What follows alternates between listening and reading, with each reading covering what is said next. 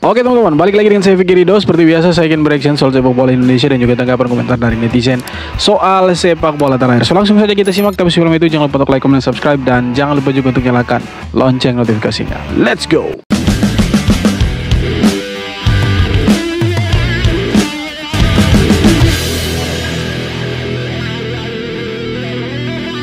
Prediksi starting line up timnas Indonesia melawan Arab Saudi. Langsung aja dengan formasi 3-4-3. Di posisi kiper meski kebobolan 4 gol dan melakukan blunder, tapi Martin Pas tentu tetap jadi andalan. Kemudian duet 3 back Rizky Ridho, Jay Izzes dan Justin Hubner. Meski performa Jay Izzes dan Justin Hubner di laga terakhir kurang baik, tapi rasanya komposisi ini sudah paling pas. Kemudian dua wingback diisi oleh Sandy Walsh dan Calvin Verno. Dikarenakan Kevin Nix masih mengalami cedera, Sandy Walsh tentu bisa kembali lagi menempati posisinya. Kemudian di lini tengah ada Tom Haye dan Ivar Yener. Dengan Ivar Yener yang sebelumnya harus menjalani akumulasi kartu kuning, kini dirinya tentu sudah bisa tampil menemani sang profesor. Tiga pemain depan diisi oleh Yaakob Sayuri, Ragnar Oratmangun, dan Rafael Struijk. Sebenarnya kerjasama ketiga pemain ini sudah cukup bagus, hanya saja kemampuan finishing harus ditingkatkan. Iya, Kemudian betul. untuk super sub ada Eliano Reinders. Melihat di laga sebelumnya Eliano tidak masuk ke dalam squad, rasanya sulit bagi dirinya menjadi starter. Tapi dengan kemampuan Eliano harusnya dia bisa diandalkan untuk jadi pembeda. Gimana guys? Apakah kalian setuju dengan formasi ini? Kalau ada pendapat lain, tulis aja. Ya pasti STY akan pakai formasi yang sama ketika lawan Jepang kemarin teman-teman. Nah karena kalau kita lihat skema serangannya Indonesia awal kick off itu hampir sama ketika Indonesia main home lawan Australia. Jadi over bola kemudian kembali ke belakang langsung ke Nathan dan Nathan langsung direct ke depan. Jadi posisi sama itu ketika Indonesia lawan Jepang kemarin. Nah mungkin itu berhasil di sekitar 15 menit awal, 15 atau 16 menit, tapi ya Jepang lebih menjaga ritme dan akhirnya ya itu harus dibayar mahal oleh Indonesia dan Indonesia harus kebobolan 4 gol. Nah semoga ini yang paling kita harapkan teman-teman. Ya, mungkin kalian juga mengharapkan hal yang sama dengan saya bahwa Eliano harus dicoba. Eliano harus dicoba besok lawan Arab Saudi. Karena kita tahu kualitasnya dia tidak mungkin lebih buruk daripada pemain-pemain Liga 1 seperti Yaakob Sayuri. Bukan kita mau membandingkan kualitas mereka, tapi kalau kita lihat secara kualitas liga, teknik segala macam, masa iya Eliano kalah daripada Hoki Caraka, Yaakob Sayuri, Pratama Arhan? Iya kan? Jadi wajib dicoba si Eliano Reinders ini untuk apa? Untuk supaya bisa menambah daya gedor timnas Indonesia yang kemarin sangat sulit mencetak gol di pertandingan lawan Jepang. Jadi semoga Eliano bisa dipasang besok. Mau itu di cadangan atau di pemain inti terserah STY, intinya ada dulu, dicoba dulu. Kalau tidak dicoba ya kapan kita tahu kualitasnya dia gitu. Dan kita berharap besok ya kalau misalkan pakai skema yang sama dengan lawan Jepang, ya harus bisa dimanfaatkan. Tidak boleh lengah, tidak boleh ada blunder-blunder lagi supaya bisa menang lawan Arab Saudi. Karena Arab Saudi ini kita lihat berbahaya mereka yang sekarang. Bukan Arab Saudi yang sekarang dengan yang dulu dipegang sama Mancini itu jauh berbeda. Kita tahu mereka ketika bermain dengan Australia, ball possession itu dimenangkan sama Arab Saudi teman-teman. Jadi sangat berbahaya Arab Saudi. Apalagi Arab Saudi datang ke Indonesia dengan misi besar bahwa mereka harus mengalahkan kita. Karena di kandang mereka itu ditahan imbang oleh Indonesia. Maka mereka datang ke Indonesia besok bermain dengan timnas. Itu misinya satu, harus menang lawan timnas Indonesia dan mereka menjaga posisi mereka di posisi ketiga teman-teman. Jadi itu teman-teman, harusnya besok STY harus mati-matian, harus berani bertanggung jawab dengan apa yang dia sudah bikin terhadap Eliano, terhadap keseluruhan tim. Dia harus bisa membayar itu supaya mendapatkan kembali kepercayaan publik sepak bola Indonesia kepada Sintayong. Jangan sampai kepercayaan sepak bola Indonesia atau masyarakat Indonesia kepada Sintayong itu berakhir atau hilang pelan-pelan dan STY berakhir dengan ya dipecat oleh PSSI. Tim Timur Tengah kembali berulah. Uzbekistan jadi korban Qatar. Lu punya uang, lu punya kuasa. Uzbekistan jadi korban lanjutannya.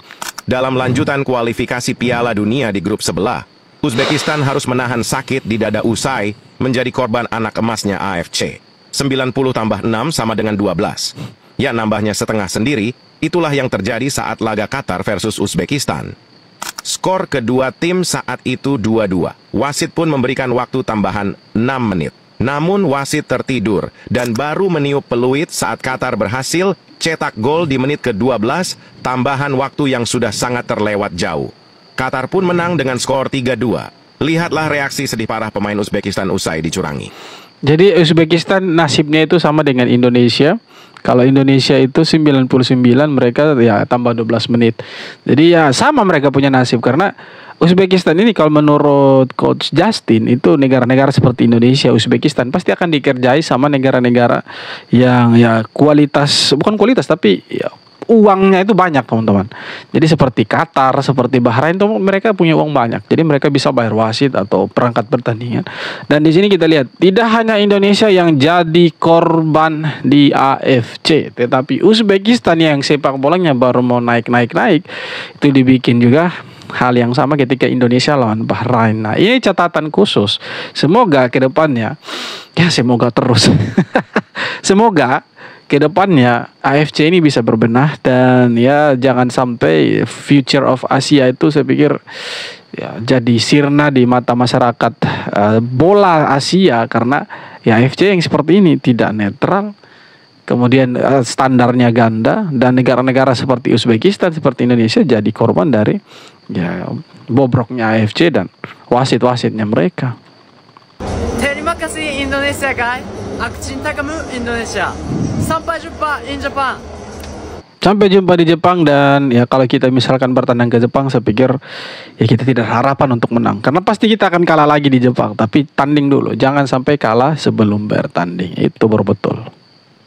Prediksi Indonesia lawan Arab Saudi. Sebelum itu kita bahas dulu data yang satu ini. Indonesia ada di rank 6 dengan 3 poin, sementara Arab Saudi ada di rank 3 dengan 6 poin. Dari 5 pertandingan kualifikasi Piala Dunia round 3 grup C, satu-satunya tim yang selalu menang ball position, satu-satunya tim yang selalu menang passing akurasi. Mungkin kalian akan berpikir Jepang ya, Arab Saudi, men. karena mereka sempurna sampai detik ini. Salah guys ya. Tim yang selalu menang ball position dan passing akurasi itu adalah Arab Saudi. Yes, Calon betul. lawan kita besok. Ketika lawan Indonesia, ball position Arab Saudi itu 66% berbanding 34, dan passing akurasinya 85% berbanding 73. Ketika lawan Cina, ball position Arab Saudi itu 57 banding 43, passing akurasinya 75 berbanding 73.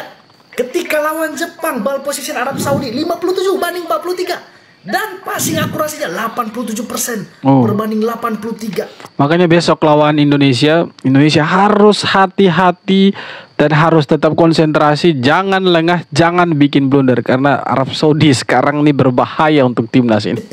Ketika lawan Bahrain, ball position Arab Saudi 67 berbanding 33, dan passing akurasi 79% berbanding 62%. Dan di pertandingan terakhir, Arab Saudi lawan Australia, ball position 58% berbanding 42, passing akurasi 79% berbanding 75%. Sementara Indonesia di 5 pertandingan selalu kalah ball position ya. Ya, 34% lawan Arab Saudi, 37% lawan Australia, 44% lawan Bahrain, 34% lawan Jepang. Satu-satunya ball position Indonesia yang unggul adalah ketika lawan Cina, tapi itu pun Cina main bertahan dan kita kalah 2-1. Liga Arab Saudi sekarang nomor 1 di Asia, dan 3 tim Arab Saudi itu main di Liga Champions Asia Elite. Bahkan pelatih Arab Saudi, Hervé Renard, itu pernah mengalahkan Sintayong 3-1 ketika melatih Korea. Dari fakta di atas, aku memprediksi kalau Indonesia main menyerang, kita akan kalah tipis. Tapi kalau kita... Ya, saya prediksi Indonesia menang 2-0. Mungkin ST akan terapkan mungkin formasinya 3-4-3, tapi ada sedikit ya yang berbeda nanti besok, teman-teman. Saya sih yakinnya seperti itu.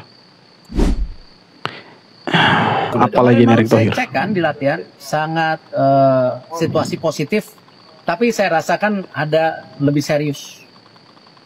Ya mungkin tekanan dari saya juga ya. Pak, kalau untuk perkembangan Kevin Dix gimana Pak? Masih cedera atau bisa main besok? Cedera. Jadi nggak bisa main ya Pak besok? Sepertinya tidak bisa main karena kemarin waktu dia turun kan lapangannya Basah. ada goyang. Itu yang kembali, saya bukan menyalahkan siapa-siapa ya. Ini realita. Pak, di media sosial banyak yang mempertanyakan kenapa Eliano masih belum bisa main. Rencananya ada... Saya udah jawab kemarin kan, seluruh prosedural naturalisasi ya, pemain-pemain terbaik kita di luar negeri yang ingin bergabung, mau di coach Nova, di coach Indra Safri, coach Sintayong, sama prosesnya sangat transparan, semua disetujui oleh pelatihnya. Nah, kalau disetujui sama pelatih, kenapa Eliano dicoret dan tidak masuk DSP? jelang laga Indonesia melawan Saudi. Yang gue udah bilang di pembahasan sebelumnya, ini adalah laga seperti final. Karena kalau misalnya kita buang poin lagi di laga kali ini, kemungkinan kita untuk lolos even ke round 4 itu sangat kecil. Di pembahasan kali ini gue bakal bahas soal seberapa mengerikan sih Saudi Arabia di bawah Herve Renard ini. Sebelumnya ini disclaimer dulu, ini gue bahas sepengetahuan gue aja. Namanya juga pandit-panditan ya kan. Let's go kita bahas. Di laga terakhir Saudi melawan Australia yang berakhir imbang 0-0, pelatih dari Saudi ini memainkan pola permainan, bola direct dan juga adu fisik boy. Di laga tersebut, Renard turun dengan formasi 4-1-4-1 atau dalam pengaplikasiannya bisa berubah jadi 4-3-3 boy. Dengan Al-Shehri di lini depan, Firas Al-Buraikan nih yang ini nih winger kiri menggantikan posisi dari Salem Aldosar yang harus absen di match kali ini. Dan harus diwaspadai, wingback kanannya nih si Said Abdul Hamid, pemain dari AS Roma ini, itu punya speed yang sangat luar biasa. Dan kalau kita lihat Ali Al-Bulaihi nih, cemilannya Justin Hubner, itu kembali bermain sebagai seorang center back. Waktu di match pertama ya di Saudi, Doi bermain sebagai inverted fullback atau back kiri yang main bertahan. Tentunya ini lumayan PR nih boy, buat Ragnar dan juga El Klemer. Dengan fakta bahwa postur sekarang pemain Indonesia itu melebihi dari postur pemain Saudi. Harusnya ini bisa dimanfaatkan ya oleh para pemain dan juga Sintayong, El rotasi. Tapi tetap aja ini bukan hal yang mudah, match yang mudah. Kalau misalnya Saudi ngasih 100, timnas kita harus ngasih 1000 boy. Pemain gak boleh mau kalah ya di match ini ya. Harus nunjukin determinasi yang luar biasa. Cayalah serius banget sih pembahasan. Mau tidak mau, suka tidak suka, besok Indonesia harus kerahkan segala cara yang halal untuk mengalahkan Arab Saudi. Mau itu teknis non teknis harus dikerahkan semuanya supaya Arab Saudi itu bisa kalah. Mau golnya itu jatuh dari langit gara-gara lemparannya Arhan, kok mau apapun itu, yang penting Indonesia menang. Dan kalau Indonesia menang lawan Arab Saudi, Indonesia itu bisa ada di posisi 3 menggantikan Arab Saudi. Dengan catatan pertandingan lain itu Cina harus kalah dari Jepang teman-teman. Jadi kita berharap Cina kalah dari Jepang dan Indonesia harus bisa mengalahkan Arab Saudi. Untuk apa? Indonesia bisa naik posisi 3 dan kita bisa jaga asa Indonesia lolos ke babak playoff. Kan begitu teman-teman. Timnas Indonesia harus bantai Arab Saudi. Guys, besok malam pertandingan yang sangat penting, Indonesia lawan Arab Saudi. Harapan jutaan supporter Garuda bergantung pada hasil pertandingan ini. Disampaikan Erick Thohir, tekanannya sangat tinggi dan timnas Indonesia harus meraih hasil positif untuk lolos. Pertandingan kualifikasi, babak kualifikasi ya, itu rasa final Piala Dunia besok. Lolos ke babak kualifikasi Piala Dunia selanjutnya. Sisa 3 laga di GBK, Garuda perlu meraih poin maksimal. Para pemain harus siap dan fokus dan tidak ada ruang untuk melakukan kesalahan seperti pertandingan terakhir. Ya, betul. Pemilihan pemain harus tepat kerana hasil pertandingan ini akan mempengaruhi masa depannya sebagai pelatih Indonesia. Menurut Abam, ada 3 perubahan yang harus dilakukan dari starting lineup hari itu melawan Jepang. Jordi Amat sangat solid dan dia harus bermain bersama Tom Hay di lini tengah. Yaakob Sayuri perlu digantikan Witan di sayap kanan. Dan yang terpenting, Sintayong harus menggunakan Iliano Reyes untuk menggantikan Kevin Dix yang cedera. Abang berharap yang terbaik untuk timnas Indonesia dan semoga Garuda unggul 2-0. Wih, dia punya prediksi sama dengan saya 2-0. Oke teman-teman, jadi itu dia beberapa video tanggapan komentar dari netizen soal sepak bola Indonesia yang besok timnas kita akan bermain lawan Arab Saudi. Dan kemenangan lawan Arab Saudi itu menjadi harga mati, tidak bisa tawar-menawar. Karena untuk menjaga poin, menjaga asa, menjaga harapan kita semua untuk bisa lolos ke babak selanjutnya atau babak playoff, yaitu dengan mengalahkan Arab Saudi besok. Kalau kita sudah bisa mengalahkan Arab Saudi, maka mental timnas ini akan semakin terangkat lagi, akan bangkit lagi dan bisa ya, bermain positif, bisa bermain bagus lawan Bahrain dan Cina nanti teman-teman. Karena kita masih punya sisa 2 lagi pertandingan home. Karena besok Indonesia lawan Arab Saudi, maka kita punya sisa 2 pertandingan home lawan Cina dan juga Bahrain. Nah, kalau 3 pertandingan ini bisa dimanfaatkan dengan baik, sebaik-baik mungkin oleh STY dan juga pemain-pemain timnas, kita punya sekitar 12 poin lah. Jadi itu bisa menjaga posisi kita untuk melangkah ke babak playoff teman-teman. Jadi itu harapan kita semua. Kita doakan yang terbaik. Kita lupakanlah kekalahan dari Jepang, karena kalau kita masih mau melihat pertandingan Indonesia dan dengan Jepang, ya kita kalah di semua lini, kita kalah di semua posisi. Jadi tidak usah kita menyalahkan siapa-siapa di situ, karena memang kita kalah segala-galanya dari Jepang. Jadi tidak bisa lah kita menyalahkan satu pihak saja, kita mengkambing hitamkan satu pihak saja, tetapi kita melupakan yang lain. Jadi kita lihat saja besok pertandingan antara Indonesia dan juga Arab Saudi. Kita berharap Indonesia bisa memenangkan pertandingan, bermain di GBK dan didukung oleh 70.000 supporter. Semoga mereka ya, bisa membakar semangat para pemain dan kita bisa menang lawan Arab Saudi, dan kita bisa jaga poin, jaga posisi, jaga harapan kita semua untuk bisa bermain di Piala Dunia lewat jalur playoff. Oke teman-teman, sekian video kali ini. Terima kasih banyak sudah nonton video sampai akhir. Sekali lagi jangan lupa untuk like, comment, dan subscribe. Kita jumpa lagi di video-video berikutnya. Hormat.